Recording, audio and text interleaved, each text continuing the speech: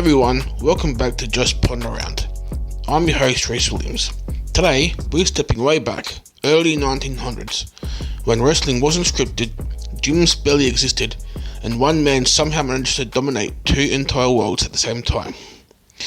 This is the story of George Hackenschmidt, the Russian Lion, the guy who basically built the blueprint for modern wrestling and modern strength training. Alright, let's get into it.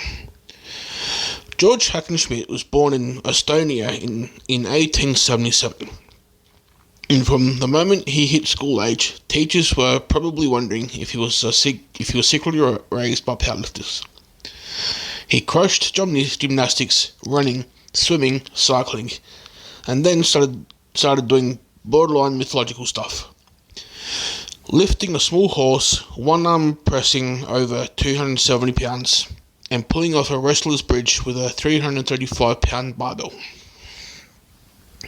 He wasn't even 20 and already being called the strongest and best developed man in the world. He got into wrestling after losing a match to George Lurek, and that loss flipped a switch. Hackenschmidt moved to St. Petersburg, trained under Dr. Vladislav Krajewski, won the Russian national weightlifting competition, and then captured the European Greco-Roman Championship in 1898. From that moment on, the world knew him by one name, the Russian Lion. Hackenschmidt turned pro around the year 1900 and went on an absolute tear. In Moscow, he wrestled night after night for 40 days straight, sometimes 5 opponents a night, and won the entire tournament. Then Europe fell one city at a time: Paris, Vienna, Berlin. No one could stop him. In 1904, Hackenschmidt was such a phenomenon that promoters treated him like a superstar. Crowds filled music halls just to see him toss multiple challenges in a single evening. Even Theodore Roosevelt, yes, the actual United States president, once said, "If I wasn't president, I'd like to be George Hackenschmidt." That's the level of fame we're talking. In 1904, he faces American champion Tom Jenkins in London. Massive hype, huge crowd, and Hackenschmidt pins him twice. The next year, they meet again in New York, Madison Square Garden.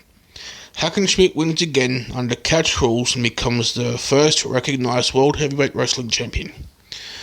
The starting point of what eventually becomes the world title lineage in pro wrestling today. He then holds that world title for more than 1,000 days, 3 solid years undefeated. Europe, America, Australia, the man didn't get pinned. You don't get dominance like that anymore. Enter Frank Gotch, America's catch wrestling hero. Fast, coordinated, and ruthless. Their rivalry is basically the Ali Frazier of old school wrestling. Match 1, 1908, Chicago. 2 hours of stand-up grappling. 2 hours. Gotch uses every rough tactic possible. Leaning, grinding, a few shots that definitely weren't accidental. Hackenschmidt gets worn out. Gotch slaps on the famous toe hold and Hack taps. The first loss of his career. Match 2, 1911, Comiskey Park. Another huge crowd, but Hackenschmidt comes in with a bad knee. Gotch goes straight for it. Another toe hold, 20 minutes, done. Hackenschmidt retires afterward. Career total of over 3,000 matches, only 2 losses, both to Gotch. That's unheard of.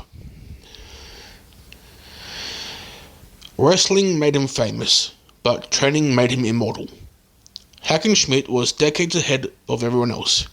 He introduced early bench pressing, the hack squat, yes, named after him, deep knee bends, heavy compound lifting, full body strength routines that look exactly like what athletes do today. His philosophy was simple but brutal. Strength is health, strength is character. In 1908, he published The Way to Live, a best-selling fitness manual long before the fitness industry even existed. He preached whole foods, rest, heavy lifting, consistency, discipline.